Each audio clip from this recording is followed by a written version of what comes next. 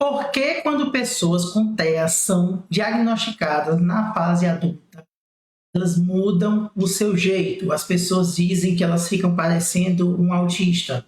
Se bem que autista não tem cara, se bem que aí não existe cara de autista, tá? É só utilizando realmente uma expressão do senso comum. Quando eu fiz essa pergunta, né, por exemplo, eu não usava abafador, não usava boné e hoje eu uso. Eu andava em certos locais aglomerados de pessoas e hoje eu não ando mais. O que foi que mudou? O que foi que mudou? Então, eu fiz essa pergunta e duas pessoas responderam aqui. Uma disse assim: eles se sentem mais livres para expressar como sempre foram, apenas escondiam as estranhices que tinham, justamente. Inclusive, o nome dessa camuflagem a gente chama de masking. Todo mundo faz masking, tá certo?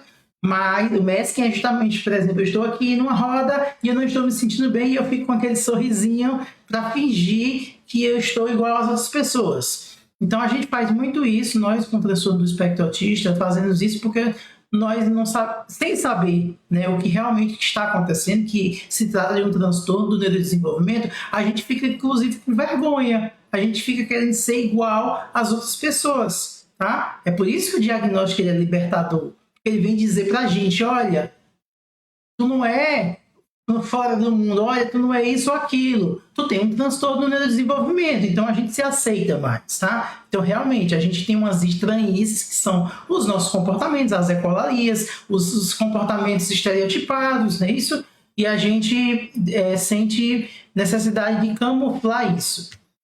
Outra pessoa respondeu, porque antes usavam uma camuflagem para esconder o que sentiam, né? E depois do diagnóstico, né? A pessoa quis dizer que a gente se sente mais à vontade. É isso mesmo. A gente se sente mais à vontade quando a gente sabe que é um transtorno do neurodesenvolvimento, né? E a gente se aceita. Então, por exemplo, eu andava em locais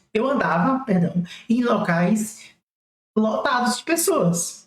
Eu sempre senti mal-estar, tontura, enjoo, irritação. Eu quando andava em qualquer lugar, eu sentia-me como se tivesse um trator passado em cima de mim. Mas eu não sabia que era o ambiente. Eu jamais desconfiei. É tanto que em 2015 eu assumi no Hospital Universitário da Univasf e no mesmo mês eu já estava no psiquiatra. Não entendia o que era. Então eu passei aí 7 anos sofrendo sem saber o que era esse mal-estar, sem saber o que era essa dor de cabeça que não parava, sem saber o que era esse cansaço. Eu achava que esse cansaço era normal.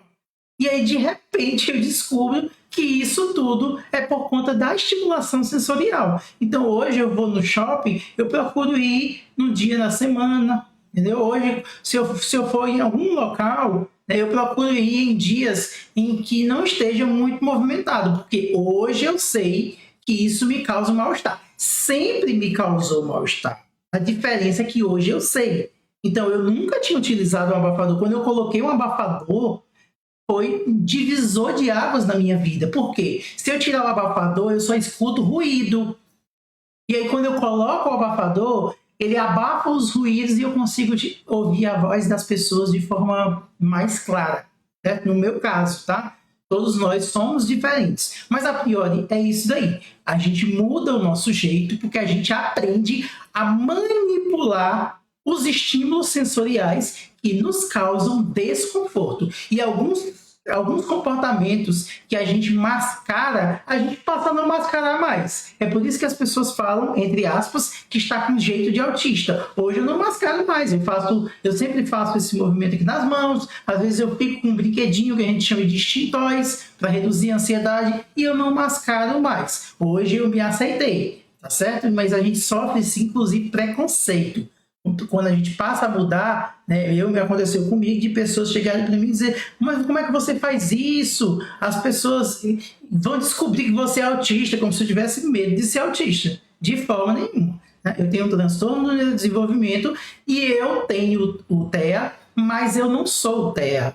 Tá? Eu sou o Marcelo. O TEA é um transtorno do desenvolvimento que faz parte da minha vida, tá? Então é isso aí, tá bom? Quando vocês verem, inclusive, pessoas que descobrem o TEA mudar seus comportamentos, deem força a essas pessoas, porque elas precisam. Todos nós que descobrimos o TEA na idade adulta, nós precisamos muito de apoio de vocês, tá certo? E olha, está lançado aí o curso, tá bom? Transtorno do espectro autista.